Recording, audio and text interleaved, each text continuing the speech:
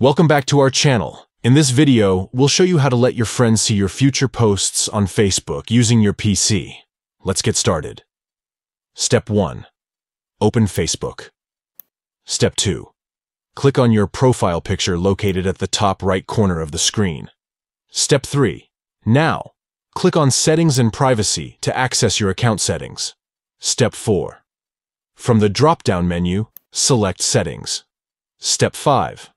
On the left-hand side, click on Privacy to manage your privacy preferences.